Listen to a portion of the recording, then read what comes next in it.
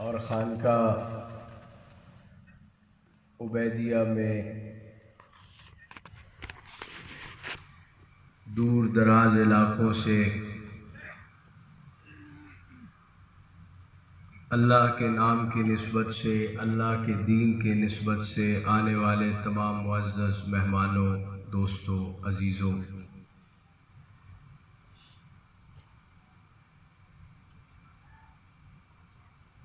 جناب رسول پاک رحمت دو عالم صلی اللہ علیہ وسلم کا ارشاد پاک ہے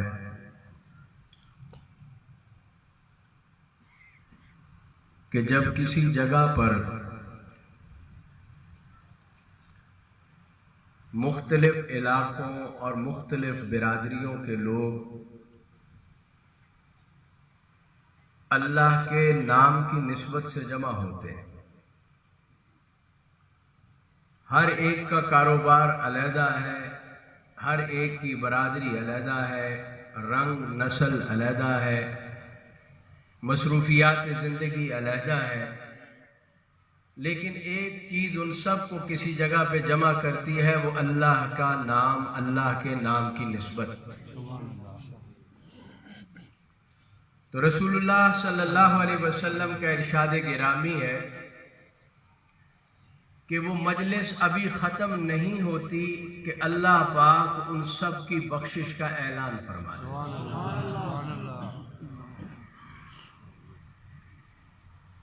اور ہم اللہ سے دعا کریں اور یقین رکھیں کہ ہم جس مجلس میں جمع ہیں، یہ مجلس ایک نہیں کئی نسبتیں لیے ہوئے ہیں، اللہ کے نام کی نسبت، اللہ کے دین کی نسبت، اولیاء اللہ کی صحبت، نیک لوگوں کی زیارت۔ یہ ضروری نہیں ہے کہ اولیاء اللہ وہی ہوتے ہیں جو سٹیج پہ بیٹھے ہیں، یہاں بھی آپ بھی بیسیوں سینکڑوں یہاں پہ اولیاء اللہ تشریف فرمائے۔ پھر ایسی اجتماعی مجلسیں، اجتماعی مواقع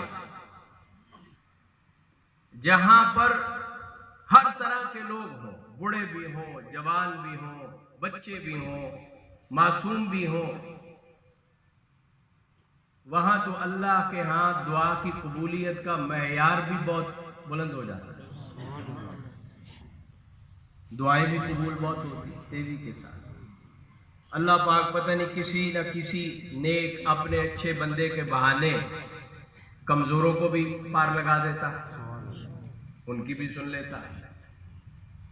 تو یہاں کئی نسبتیں ہیں، لیکن بات یہ ہے کہ ہمارا یقین ہو۔ ایک اللہ والے فرما رہے تھے کہ اللہ والوں سے فائدہ لینے کا طریقہ ایک ہے،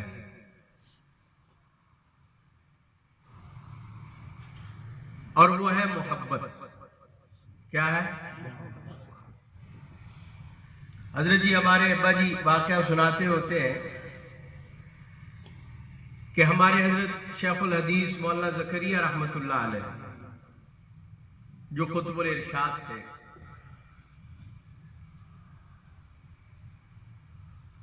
بڑے اللہ والے تھے، اور ہمارے دوسرے بزرگ جو ہمارے سروں کا تاج ہے، آپ یقین کریں کہ ان کی محبت کو ہم اپنے لیے آخرت میں بخشش کا ذریعہ سمجھتے ہیں۔ ان کا نام ہے شیخ العرب والعجم مولانا سید حسین احمد مدنی۔ سب کہہ دو رحمت اللہ، کہہ دو رحمت اللہ۔ 17 سال روضہ اطہر پر سرکار دو عالم صلی اللہ علیہ وسلم کے مواجہ شریف کے سامنے بیٹھ کر حضور کی حدیث پڑھائی۔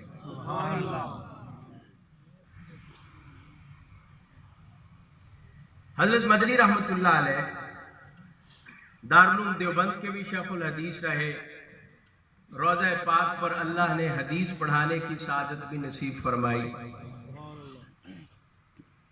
تو حضرت کی انگریز سے بڑی نفرت تھی، حضرت کا خیال یہ تھا کہ انگریز کی فیکٹری کا بنا ہوا کپڑا بھی نہیں پہننا چاہیے. ایک ان پہ غلبہ تھا، کوئی جائز ناجائز حلال حرام کی بات نہیں، ان کا پر ایک غلبہ تھا ایک بات کا. حضرت شیخ الحدیث مولانا زکریہ رحمۃ اللہ علیہ پہن لیتے تھے ہر طرح کا کپڑا، لیکن ایک سوٹ کھدر کا ساتھ رکھتے تھے کہ جب کہیں پتہ چلتا کہ اس مجلس میں حضرت مدنی بھی آ رہے ہیں تو ان کے آنے سے پہلے پہلے کپڑے تبدیل کر لیتے تھے. ایک دن حضرت مدنی نے فرمایا کہ مولوی زکریہ مجھے پتا ہے تم میرے ڈر سے کپڑے تبدیل کرنے کا. نہیں حضرت یہ دیکھیں میں نے کھدر پہنا ہوا ہے.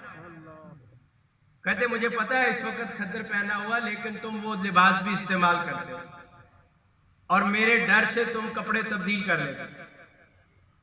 تو حضرت شیخ مولانا زکریہ رحمہ اللہ نے فرمایا، عرض کیا حضرت آپ سے کیا ڈر، ڈر تو اللہ کا. آپ سے صرف اس لیے ڈرتے ہیں کہ آپ اللہ والے ہیں، اور جب اللہ والے کسی سے ناراض ہو جائیں تو اللہ بھی ناراض ہو جائے. ہم تو اس لیے آپ سے محبت کرتے ہیں اور آپ سے آپ کی خوش ہو کرنے کی کوشش کرتے ہیں کہ آپ ناراض ہو گئے تو کون ناراض ہو جائے گا؟ ہمارے ایک پنجابی دوست وہ کہا کرتے ہیں کہ لوگ سیاست میں کہتے ہیں کہ یہ بہت دھڑے باز ہے، اس کا دھڑا بڑا بندہ ہے، بڑے دھڑے دا آدمی ہے، یہ بڑے دھڑے کا آدمی ہے، بڑے گروپنگ کا آدمی ہے. وہ کہتا ہے سب سے زیادہ دھڑے کا آدمی اللہ پاک کی ذات ہے. اللہ جن لوگوں سے محبت کرتا ہے اور جن لوگوں کو ولایت عطا فرماتے ہیں، جن کو ہم اللہ والے کہتے ہیں، ان کے بارے میں قرآن کریم حدیث پاک میں واضح اللہ نے ارشاد فرمایا، من عاد لی ولیا فقد آذنتہ بالحرب، جو میرے کسی ولی کو ستاتا ہے، ان کو تنگ کرتا ہے، میں ان سے اعلان جنگ کر دیتا. تو خدا سے جنگ کر کے کوئی جیت سکتا ہے؟ تو اللہ والے فرماتے ہیں کہ اللہ والوں سے فائدہ حاصل کرنے کا ایک ہی گر ہے، وہ کیا ہے؟ محبت. محبت کی جائے. اور محبت ایک ایسی چیز ہے کہ جس کو بعض اوقات زبان سے بتانے کی ضرورت نہیں ہوتی. بعض اوقات زبان سے بتانے کی ضرورت. حدیث میں آتا ہے جب جناب رسول اللہ صلی اللہ علیہ وسلم بات فرمایا کرتے تھے ممبر پر، تو صحابہ ایسے بیٹھتے تھے جیسے کوئی پتھر ہو، ہلتا بھی کوئی نہیں. آج لوگ کہتے ہیں نا یہ ہاتھ چومنا، یہ ادب سے بیٹھنا، یہ تو گستاخی ہے، شرک ہے، یہ تو بدعت ہے. آپ کو پتہ ہے معراج کی رات جب اللہ نے اپنا فرشتوں کے سردار جبرائیل کو بھیجا تھا کہ جناب رسول اللہ کو لے کر آؤ، تو حضرت جبرائیل نے آ کے رسول اللہ کے پاؤں چوم کے جگایا تھا. اللہ نے ادب سکھایا، احترام تو اللہ نے سکھایا. قرآن میں فرمایا یا ایھا الذین آمنوا لا ترفعوا اصواتکم فوق صوت النبی. اتنا ادب سکھایا کہ میرے نبی سے، میرے محبوب سے زیادہ اونچی آواز کسی کا نہ ہو مجلس میں. جب میرا محبوب بولے تو محبوب بولے، تم خاموش ہو کے سنو. یہ ادب نہیں. صحابہ ایسے بیٹھتے تھے. ہمارے امیر شریعت سید عطا اللہ شاہ صاحب بخاری، سب کہہ تو رہا، شاہ جی فرمایا کرتے تھے کہ کائنات میں کسی محبوب کو ایسے عاشق نہیں ملے جیسے عاشق محمد الرسول اللہ.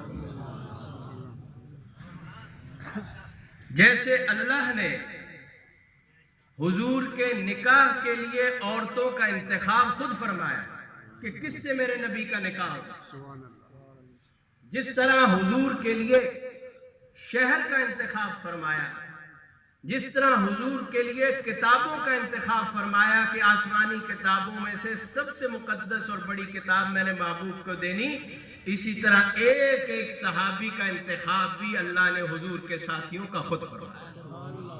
तो सहाबा इकराम रिज़वानुल्लाह अलैहिम अजमाइन हुजूर का इंतखाब नहीं, अल्लाह का इंतखाब है। बहरहाल तो सहाबा बैठते थे बड़े अदब से, एहतराम से, मोहब्बत से। एक सहाबी ने एक रिवायत नकल की कि एक दिन सरकार दो आलम, सब कह दो सल्लल्लाहु, जरा बुलंद आवाज से कह दो, मोहब्बत से कह दो, सल्लल्लाहु अलैहि व आलिहि वसल्लम। आपने मेंबर पर तशरीफ फरमा थे, बुलंद आवाज से फरमाया कि बैठ जाओ। सारे बैठ गए। वो साहबी कहते कि मैं गली से गुजर रहा था तो मैंने अजीब मंजर देखा कि एक आदमी, उसका एक पांव घर की दहलीज पर, एक गली में वो वहीं बैठा हुआ। एक साहबी को देखा कि वो बकरियों के रेवड़ में बैठा है, कोई उनको चारा खिला रहा था, वहीं बैठा हुआ है। तो कहते कि मैंने उनसे कहा, आप सल्लल्लाहु अलैहि वसल्लम ने तो जो मस्जिद में लोग बैठे हैं उनको बैठने का फरमाया। उन्होंने कहा हमें नहीं पता, हमारे तो कानों में सरकार की आवाज पड़ी, बैठ जाओ, हम तो जहां थे वहीं बैठ गए। दर्दमंदों से न पूछ कहां बैठ गए, दर्दमंदों से न पूछ कहां बैठ गए, तेरी महफिल में गनीमत है जहां बैठ गए।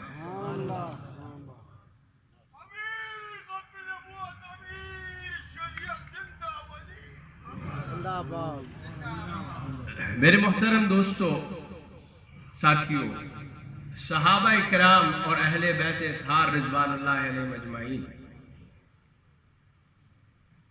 उन्होंने रसूलुल्लाह सल्लल्लाहु अलैहि वसल्लम से जो कुछ पाया वो मोहब्बत और अकीदत की वजह से पाया।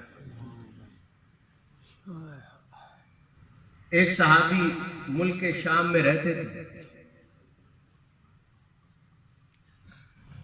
उनका ये बटन यहां के खुले रहते थे हर वक्त।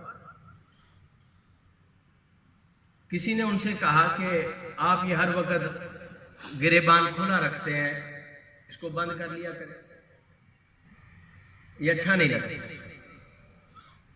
उनका अच्छे बुरे से गर्ज नहीं है, मैंने जिंदगी में सिर्फ एक बार रहमते दो आलम सल्लल्लाहु अलैहि वसल्लम की ज़ियारत की, और जिस वक्त मैंने ज़ियारत की मैंने आपका गिरेबान खुला देखा, मैं तो मरते दम तक अपना गिरेबान खुले रखा।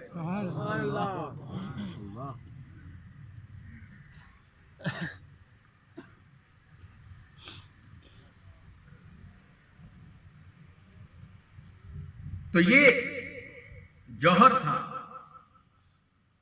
ये कमाल था, और इसी की बदौलत और इसी के सदक़े उन लोगों ने हासिल किया। और आज भी हम जब औलिया अल्लाह की खिदमत में आते हैं, उनसे कुछ हासिल करना चाहते हैं तो मोहब्बत लेकर आते हैं, मोहब्बत लेकर आते हैं।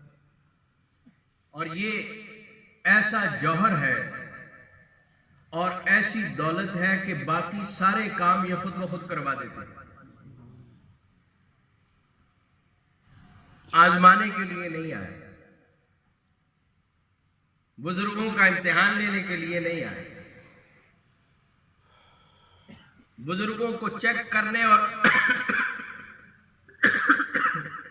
अपना इल्म उनके सामने झाड़ने के लिए नहीं आए, खाली होकर आए, मोहब्बत लेकर आए। इंशाअल्लाह जब हम मोहब्बत के साथ अल्लाह वालों के पास बैठेंगे, उनके दरवाजे पर बैठेंगे, तो वे कभी भी खाली नहीं जा सकते। उसकी वजह हमारे बजीदा मजदूम फरमाते हैं, अल्लाह रब्बुल इज्जत चाहे तो ہر مومن کے دل میں وہی ولایت عطا کر دے جو اللہ پاک اپنے خاص بندوں کو عطا فرماتے ہیں۔ اللہ قادر ہے کہ نہیں ہے؟ اللہ قادر ہے، اللہ قادر ہے۔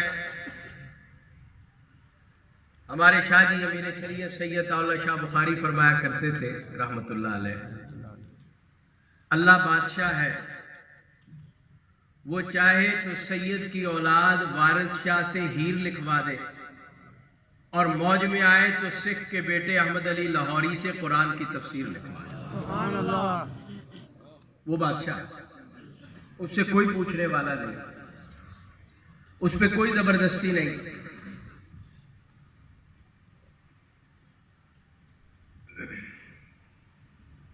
تو اللہ رب العزت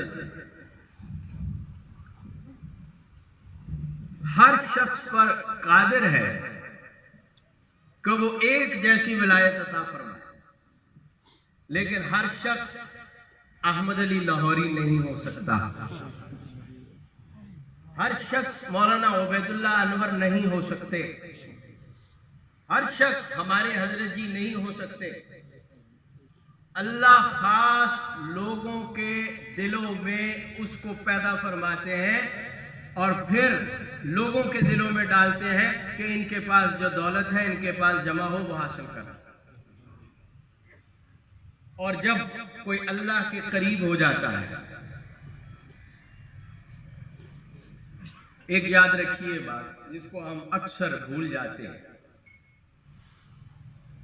ایک آدمی مجھے پوچھنے لگا کہ یار یہ بتاؤ، یہ جو لوگ نیک ہو جاتے ہیں، مطلب طاہر بلال چشتی تہجد گزار آدمی ہو جائے، ابھی بھی ہوگا ماشاءاللہ، نیک ہو جائے، نیک بھی ہیں ماشاءاللہ، یہ تو دیندار ہے، کوئی عام آدمی جس کی پہلے داڑھی نہیں تھی داڑھی ہو جائے، نماز نہیں تھی نماز ہو جائے، دین کے معاملے میں کمزور تھا بہتر ہو جائے، تو وہ مجھے کہنے لگا میں نے اکثر دیکھا جو لوگ دیندار ہو جاتے ہیں ان کے چہرے سے مسکراہٹ ختم ہو جائے، کیا وجہ ہے؟ اسلام تو اخلاق سکھاتا ہے، محبت سکھاتا ہے، تو یہ سختی کیوں آ جاتی ہے؟ یہ بھی بات قابل غور ہے۔ مسلم شریف میں آتا ہے رسول اللہ صلی اللہ علیہ وسلم نے فرمایا ایمان اور فرائض کے بعد سب سے بڑی نیکی جو نامہ اعمال میں بھاری ہوگی ادخال السرور فی قلب المؤمن، کسی مومن کے دل کو خوش کر دے گا۔ آپ نے فرمایا اتنا ہی خوش کر دو کہ تم اس سے ہنس کے ملو، مسکراتے چہرے کے ساتھ ملو۔ حدیث میں آتا ہے جب ایک مومن دوسرے مومن کو خوش ہو کے ملتا ہے اور مومن خوش ہو جاتا ہے کہ اس نے مجھے بڑے اچھے طریقے سے استقبال کیا، اللہ پاک اس کے پچھلے سارے گناہ معاف فرما دیتا ہے۔ جو اللہ کے جتنا قریب ہوتا ہے یاد رکھیے وہ مخلوق سے اتنی محبت کرتا ہے، مخلوق سے محبت اللہ کرتا ہے، اور جب کوئی اللہ والا بن جاتا ہے وہ بھی محبت کرتا ہے۔ آپ نے حضرت موسیٰ علیہ السلام کا واقعہ قرآن میں آتا ہے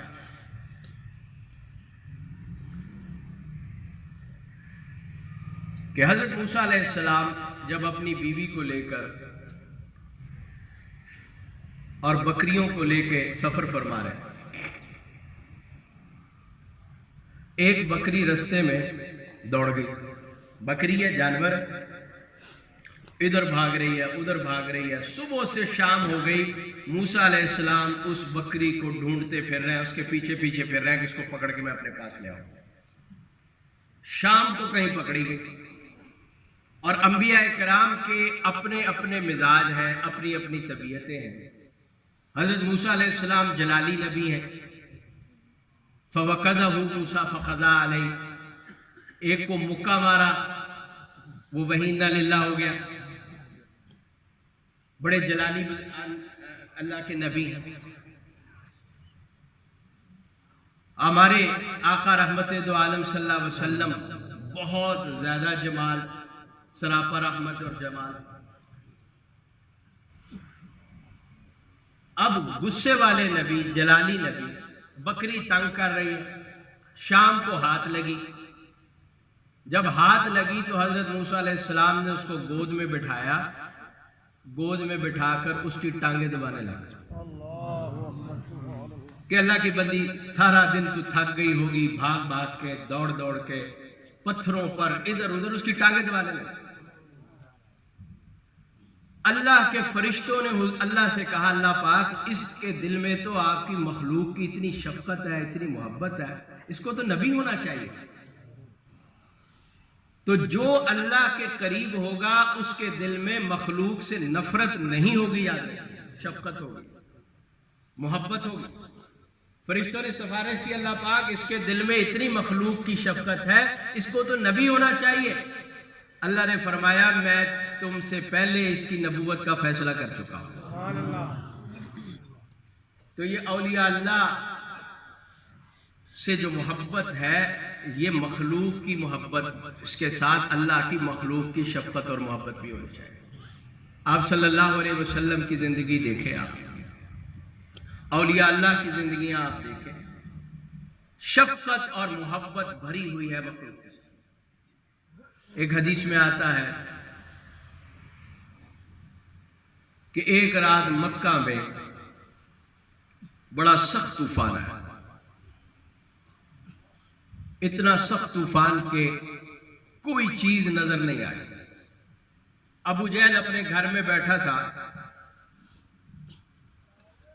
تو اپنی کنیزوں کو کہنے لگا کہ اس طوفان میں اگر کوئی شخص آج میرے دروازے پہ آئے گا تو میں اس کو خالی نہیں لوٹاؤں گا۔ ادھر جناب رسول اللہ صلی اللہ علیہ وسلم گھر میں تشریف فرما اپنی بیویوں کو فرمانے لگے کہ میرے دل میں آتا ہے کہ آج تو بڑے بڑوں کا دل موم ہو گیا ہوگا، میں ابو جہل کو جا کے دعوت اسلام دے کے آتا ہوں۔ سرکار دو عالم صلی اللہ علیہ وسلم روانہ ہوئے، ابو جہل کا دروازہ کھٹکایا اس طوفانی رات میں، پوچھا کون، بتایا گیا تو کہنے لگا کہ میں نے اعلان تو آج یہ کیا تھا اور نیت یہ کی تھی کہ کسی کو واپس نہیں لوٹاؤں گا، لیکن تمہارا میرے دل میں اتنی نفرت ہے کہ میں تمہیں بغیر سنے واپس بھیجتا ہوں، میرے دروازے سے چلے جاؤ۔ نعوذ باللہ۔ آپ صلی اللہ علیہ وسلم نے پھر کھٹکایا، آپ نے کہا عمر بن حشام میری بات تو سنو، میں کہنا کیا چاہتا ہوں، وہ کہتا میں آپ کی بات سننا ہی نہیں چاہتا۔ دروازوں کے ساتھ ایک چھوٹا سا سوراخ ہوتا تھا جہاں سے لوگ دیکھتے تھے باہر کون آیا۔ سرکار دو عالم صلی اللہ علیہ وسلم نے اپنا روئے مبارک وہاں پہ رکھا اور پھر آواز دی کہ عمر بن حشام ایک دفعہ تو میری بات سنو، میں تمہارا خیر خواہ ہوں، میں تمہارا دشمن نہیں ہوں، میں تمہیں کوئی اچھی بات کہنا چاہتا ہوں، میں تم سے کوئی مفاد نہیں چاہتا۔ لکھا ہے کہ نعوذ باللہ ابو جہل نے اس سوراخ سے اس چہرے پر جس کی دنیا میں کوئی مثال نہیں دی جا سکتی تھوک دیا۔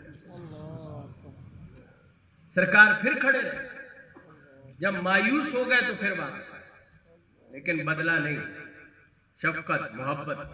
تو بہرحال میرے دوستو، عزیزو، ساتھیو، ہم یہاں پر آئے، اللہ پاک ہمارا آنا قبول فرمائے اور ہم سب کو اپنے شیخ کا پورا فیضان نصیب فرمائے۔ وآخر دعوانا